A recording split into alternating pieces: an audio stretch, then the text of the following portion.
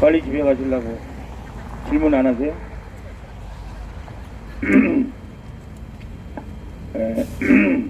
저희가 이제 한미동맹을 얘기하지 않습니까? 한미동맹을 얘기하는데 마치 우리가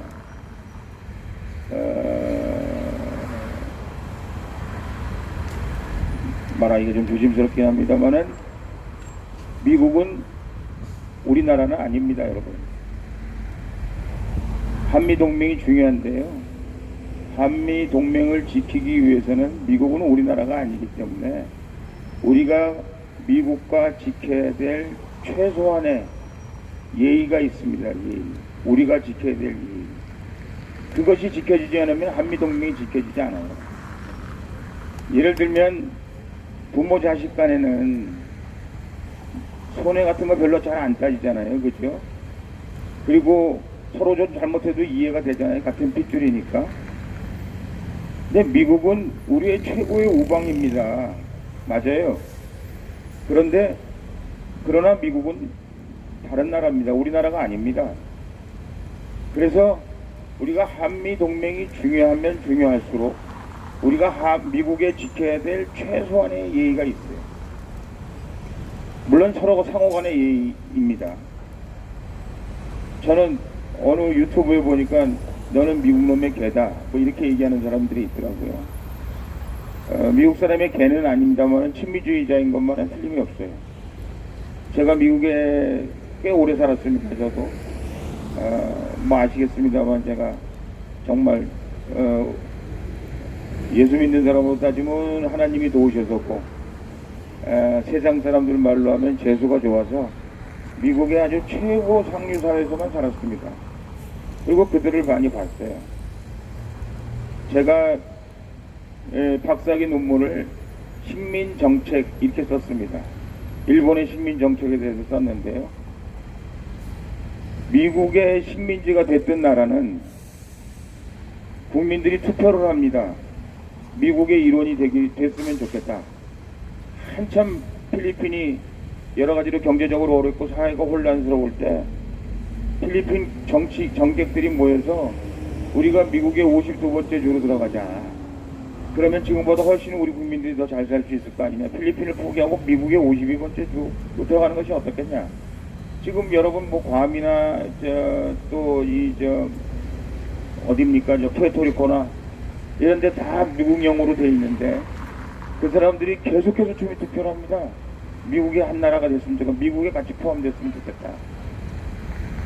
저는 역사 지식이 굉장히 일천합니다만은 세계 여태까지 인류가 존재한 이후에 가장 그래도 강대국으로서 가장 그래도 괜찮은 나라, 아마 이 지구상에 이런 나라가 또 있을 수 있을까 생각할 만큼 괜찮은 나라가 미국입니다. 우리가 옛날에 우리 역사를 살펴보면 중국과의 관계, 몽고의 관계, 뭐 일본과의 관계 여러 가지 관계가 있지만 그때 우리가 역사를 살펴보면요 눈물 없이는 볼 수 없는 게 많아요.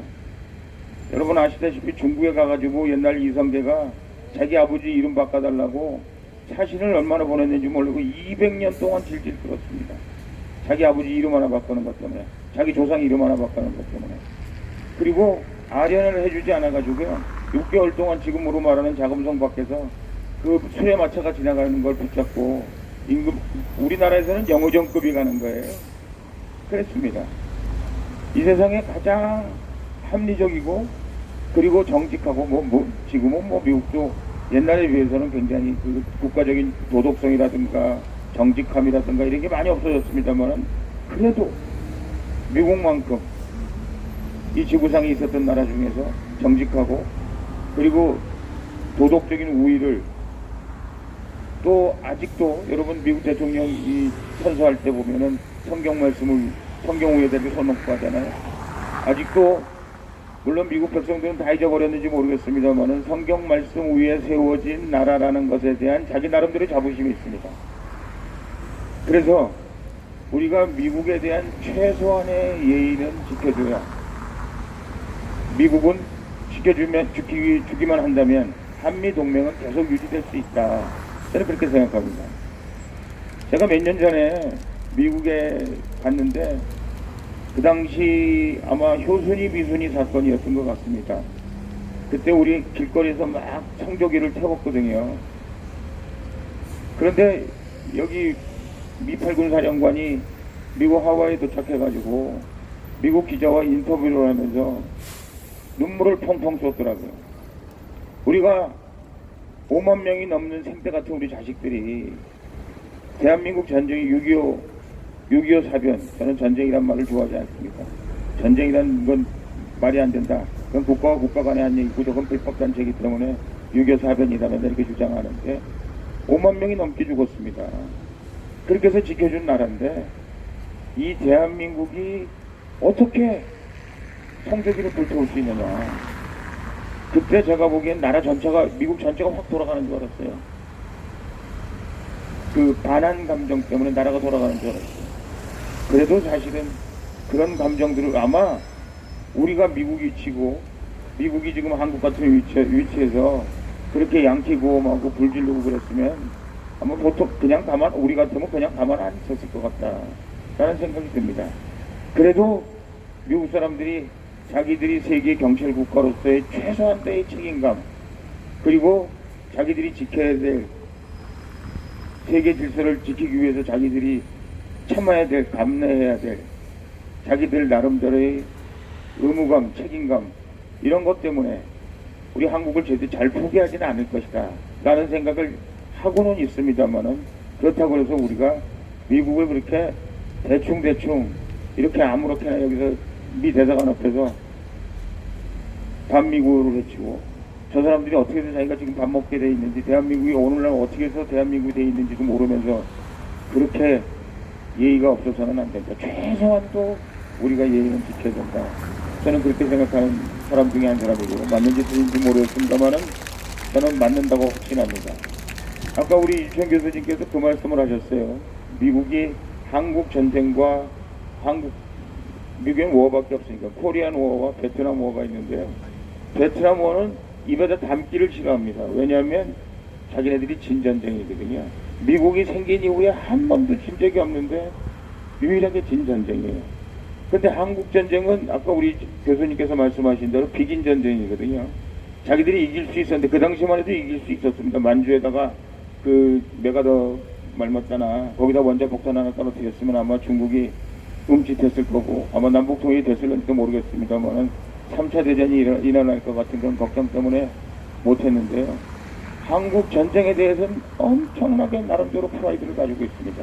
여러분들 미국 영화 이렇게 가끔 가다 보면은 그 정의의, 요즘은 뭐 이제 한국 전쟁, 한국 6.25 사변이 하도 오래 얘기라 영화에 잘 등장 안 합니다만은, 제가 한참 젊었을 때만 해도 정의의 사도는 꼭 나는 한국 전쟁에 참여했던 베테랑이다 이렇게 얘기하는 걸 여러분들이 아마 TV에서 많이 보셨을런지, TV나 영화에서 많이 보셨을런지 모릅니다. 한국 전쟁에 대해서는 엄청난 자부심을 가지고 있어요. 왜 한국 6.25 사변에 대해서 자부심을 가지고 있냐? 사실 미국이 도와서, 미국이 자유민주주의를 도와서 오늘날 같이 대한민국이 발전한, 정말 그 60몇 년, 70몇 년 만에 대한민국이 그 정말 이 쓰레기통에서 장미가 피겠느냐, 그랬던 나라에서 장미가 피어서 세계의 정말 많은 나라들에게 이렇게 열심히 일하면 대한민국 같은 나라가 될 수 있다 라고 미국이 자랑스럽게 우리가 도와서 이렇게 어려운 나라에서 오늘날 대한민국을 만들었다고 미국이 항상 어디 가도 자랑스럽게 얘기합니다. 미국 사람들이 한국의 예를 많이 들어요. 세계 가면, 야 니네들 한국이 옛날에 아프리카 같은 데 가면 니네들 한국보다 훨씬 잘 살았잖아. 그런데 오늘날 한국은 왜 이렇게 됐느냐. 물론 우리가, 그것도 사실입니다. 미국이 대한민국 국방을 잘 책임져줬기 때문에 우리가 중국이나 지금 북한이 있었음에도 불구하고 우리가 국방비를 어마어마하게 쓰고 있지만, 그럼에도 불구하고 국방비를 덜 쓰게 된 가장 큰 이유 중에 하나가 미국이에요. 우리가 매년 지금 미국에서 지금 그 자기네들 그 여기 주한미군에 사용하는 비용을 좀 올려달라고 계속 그러는데, 일본하고 우리하고 다른 점은요, 일본은 매년 우리가 얼마 올려줄까 이렇게 얘기하고 있어요. 우리는 맨날 올려주는 거에 대해서 막 국민적인 그 감정을 뭐 올려주는 거 제가 찬성하는 건 아닙니다. 그리고 어떻게 보면은 미국도 사실은 좀 너무한데 이런 생각이 들 때도 있을런지 모르겠습니다만은 기본적인 자세가 그렇게 다르다는 거죠. 일본은 매년 아베가 미국에 달려가면 매날 뭘 도와드릴까요? 우리가 국방비를 얼마나 올려드릴까요? 우리는 얼마나 깎을까요? 맨날 국방비는 왜 우리끼리 이렇게 부담이 많은데 사실은 우리가 더 많은 혜택을 많이 받고 있고 오늘날 대한민국이 되는 데 있어서는 미국이 대한민국 국방을 담당했다는 아주 결정적인 사실이 있었음에도 불구하고 이 적발들이나 이 미국을 싫어하는 사람들이 그런 감정을 이용해가지고 마치 자꾸 우리 국민들 사이에 그 미국을 싫어하는 감정을 만들려고 노력하는데 이건 굉장히 잘못된 것이다. 저는 그렇게 생각합니다. 어찌되었든 그래서 오늘날 대한민국이 이렇게 됐기 때문에 세계 돌아다니면서 한국에 대한 그런 아주 자부심이 있습니다. 오늘날 한국을 만든 거는 미국이 이렇게 만든 거다. 그래서 그 사람들이 의회에서나 이런 데서 연설할 때 그런 얘기를 해요. 자, 한국을 가봐라. 니들이 그렇게 땀 흘려서 그 당시에 왜 이렇게 많은 사람들이 가서 죽어야 되냐, 젊은이가 죽어야 되느냐, 우리가 세계 평화 경찰 국가를 하기 위해서 왜 이렇게 국방비를 많이 쓰느냐. 그런데 오늘날 대한민국이 있지 않냐. 그렇게 해서 오늘 대한민국이 됐는데 오늘 또 힘든 저 나라도 우리가 지금 열심히 도와주면 앞으로 몇 10년 후에 대한민국처럼 돼서 우리한테 당신들 때문에 오늘날 우리나라가 이렇게 잘 됐습니다. 얘기하는 그 사태가 올 것이다. 이 장원 의원이나 정치인들이 국회에서나 또 여러 가지 그 정치 활동하는 데서 그렇게 연설하는 거 여러분들이 많이 보고 있을 겁니다. 오바마는 미국 내에서는 그 사회주의자라고 또 이런저런 얘기가 많습니다만 오바마는 입만 열면 대한민국 교육에 대해서 얘기했잖아요. 그런데 대한민국 교육이 우수한 교육이다. 근데 우리가 그것까지만 얘기하지 오바마가 그 전에 얘기한 건 얘기를 안 해요. 우리가 옛날에 우수한 교육이었는데 그 교육을 받은 대한민국은 그 우수한 교육을 토대로 해서 오늘 대한민국이 위대한 교육을 만들어냈고 우리 미국은 한국에 전해졌음에도 불구하고 우리 교육은 이렇게 다 망가졌다. 그러니까 한국 교육을 본받아야 된다. 이렇게 얘기하고 있는 그 앞에 부분을 우리가 많이 생략합니다만 어찌되었든 대한민국이 이렇게 위대한 나라가 된 것은 대한민국이 그 미국의 덕분이다 라는 말씀을 여러분들이 항상 기억했으면 좋겠고 또 미국과의 관계에 있어서 우리가 최소한의 우리나라가 아니기 때문에 우리가 가져야 될 예의가 있다. 그런 말씀을 제가 드립니다. 제가 아까 식민지 정책에 대해서 공부를 했다 그랬는데요. 일본 사람들은 한 번도 대한민국을 자기네 나라가 아니라고 생각해 본 적이 없어요. 1500년 전에 임나 일본부라는 걸 만들어서 자기들이 한국을 통치했다고 얘기하고 있어요. 사실은 거꾸로거든요. 우리가 일본 가가지고 우리 왕이 가고 일본에 지금 천황에 백제에서 가고 고구려에서 가고 여러 가지 증거가 있는데 그런 얘기 하나도 안 하죠. 항상 거꾸로. 광개토대왕비도 거꾸로. 그래서 일본 사람들은 한 번도 한국을 남의 나라라고 생각해 본 적이 없습니다. 자기 나라라고 생각해요. 여기에 제가 여러분들에게 또 저놈이 친일파다 이렇게 얘기할 것 같은 그런 위험이 있음에도 불구하고 제가 말씀을 드리겠습니다. 일본 사람들이 정말 지독했죠. 일제시대 때 정말 지독했습니다. 우리 아시다시피 저희 아버님은 맨날 그 얘기합니다. 나는 일제시대 때 학교를 못 다녔다. 왜? 학교를 안 보내줬대요. 왜 안 보내줬냐? 창씨개명 안 하면 학교 등록을 안 하니까 학교를 못 갔어요.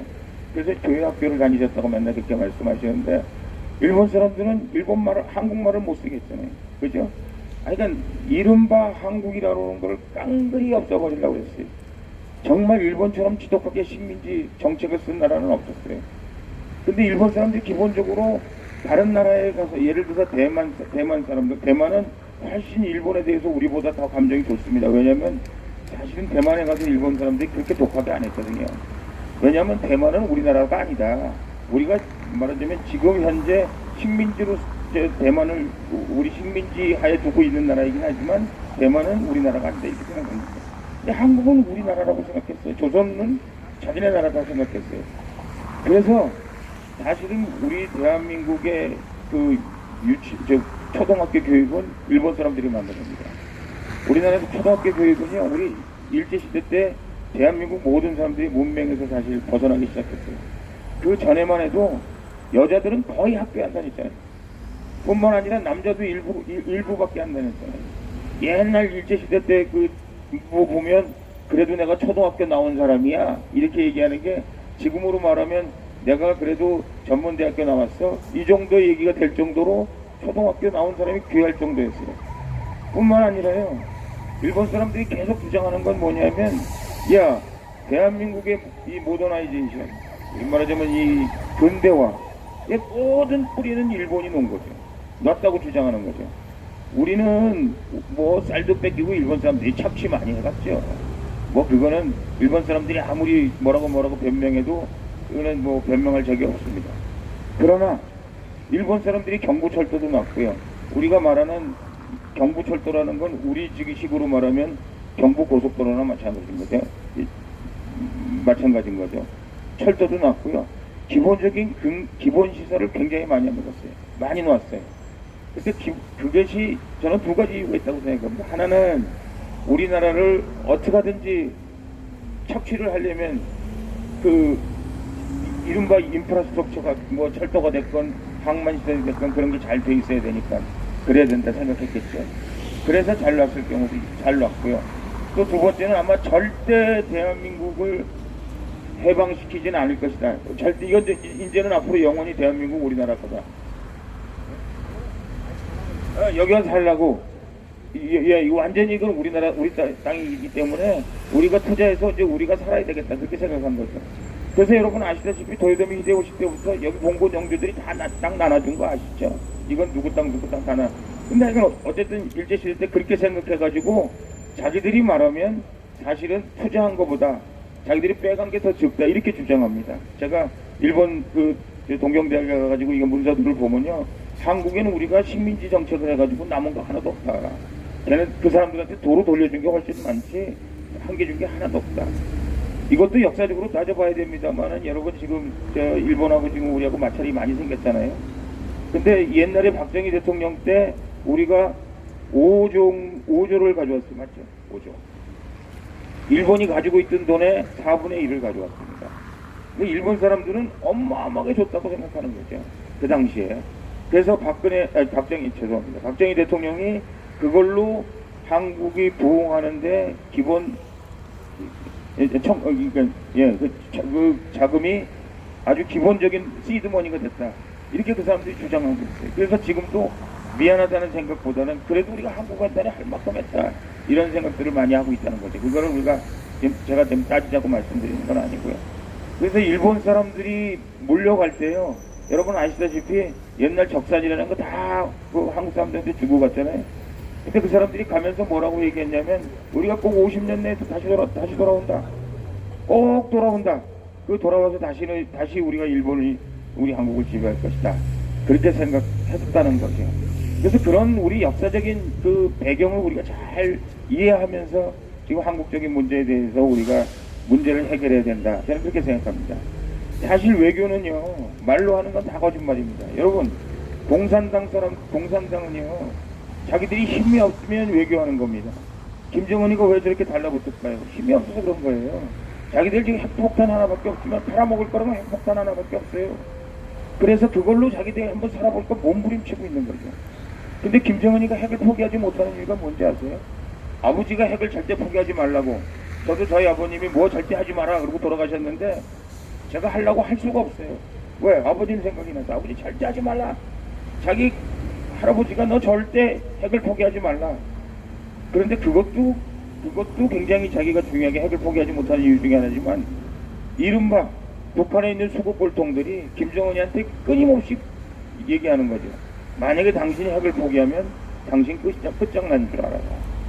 김정은이가 마음대로 하고 있는 것 같지만 그거 하나만큼은 자기가 마음대로 하고 있지 못하는 거죠. 왜냐하면 핵을 포기하는 순간 북한은 망한다 이렇게 생각하고 있기 때문에 핵은 절대 포기하지 못한다는 거죠. 그래서 핵을 포기하지 못한다고 생각하고 우리가 김정은을 다뤄야 돼요. 그래서 박근혜 대통령이 레짐 체인지 한다는 게 그래서 맞는 얘기였던 거예요. 왜냐?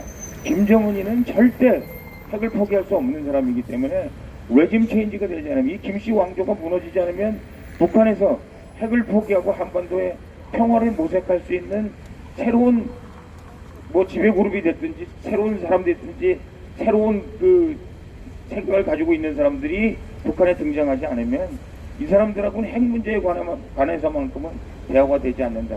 그렇게 생각했기 때문에 레짐 체인지 한다는 게 맞다는 거죠. 얘기가 빙빙빙빙 돌아가서 죄송합니다. 제 얘기를 그치겠습니다, 여러분. 제가